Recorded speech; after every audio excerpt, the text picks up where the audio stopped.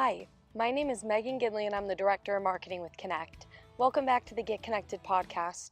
Today we're still in Acton, California with Johnny Flores, and we are going to be diving into the bridle horse tradition, specifically with the Two Rein. Let's dive in and see what Johnny has to say. Johnny, welcome back. Up to this point, we've covered the hackamore portion of the bridle horse tradition, and today we're going to be moving into the Two Rein section. What is the Two Rein training of the bridle horse tradition? So the Two Rein training is it's sort of a segue into the bridle for a bridle horse.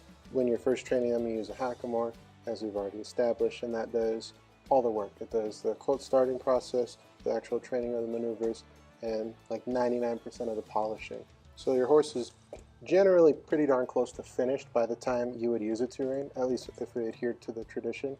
But the Two Rein is basically a really small hackamore, a really small bosal that can fit underneath a bridle. And what you can do is, by that point, the horse is ridden pretty much one-handed. So you can ride one-handed holding both the bridle reins and the bosal, the bosalita is what we call it because it's little. The little mecates, you could hold those with the bosalita being tighter than the bridle and slowly shift that so that the bridle gets tighter. So over time they learn more by proxy rather than, trial and error running into that bridle 30 times.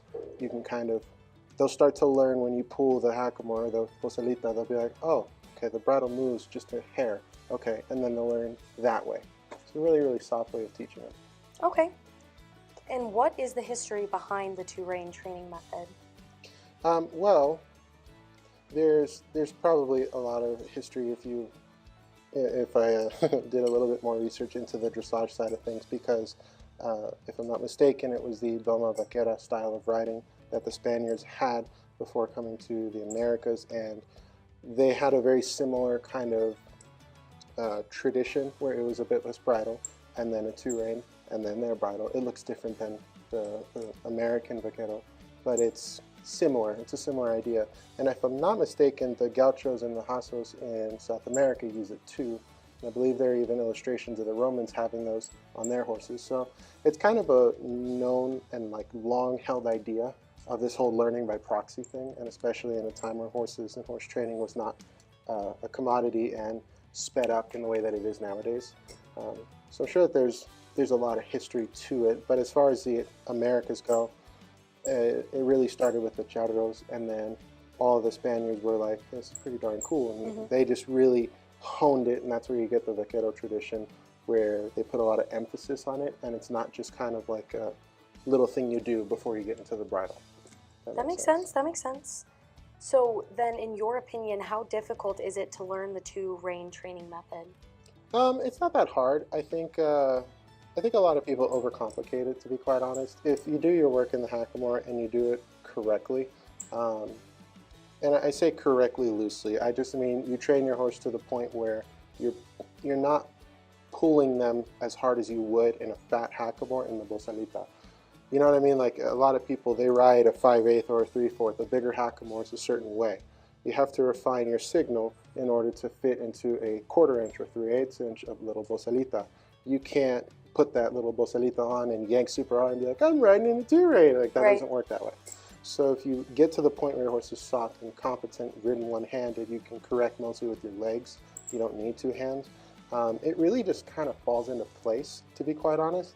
And it's not that it's super hard, it's just that a lot of practice getting that reining, because there are little handholds and things that you can do to adjust the left rein, the right rein, both reins, both bridle reins, both mecates. You could do all these little things, but the Two Rein should be introduced slowly through some trail rides, long trotting out on trail, uphills, things like that. So, I mean, there's no shortage of practice that you're going to get for it. It just takes time to learn. Yeah, it just takes time to learn. And like I said, the Two Rein is not necessarily that hard to learn, because you're pretty much just riding your hackamore horse with a bridle on his face at that point. It goes hand in hand with what you've done all the way up until that point.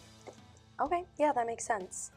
Is there anything else you would tell a horse trainer about the Two Rein training method if they had never done this before? I know we're doing the tutorial next, but is there anything they should know?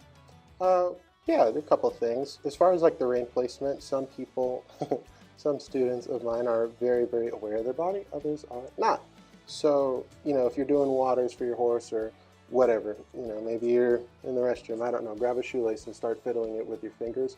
I have videos on that on my YouTube channel about how to get the correct handholds, and just sit there practicing it forever, over and over and over. Take your Hackamore horse on trail and practice it, because it goes in line with squaw reining, which we already talked about. And it's just a lot of practice, because if you can practice it enough and you can get it, that's kind of like your biggest hurdle. The other thing is to just do the work. Do the work in the Hackamore. Don't try to rush to be into a two rein. If your horse is going for show or whatever the heck, don't rush for it, because it kind of, speaking from experience here, it sucks when you dress really nice and you look really cool and you got this shiny bit and your horse is terrible. That's quite embarrassing. So, just take it slow and don't ever rush it. Awesome. Well, thank you. I look forward to the tutorial. Yeah.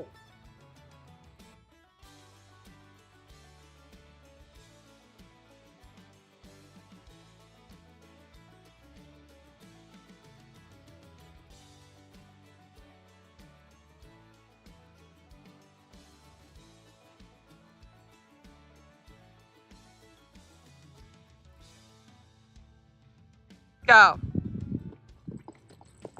Holy crap! Oh my god, that was the scariest thing ever. Okay.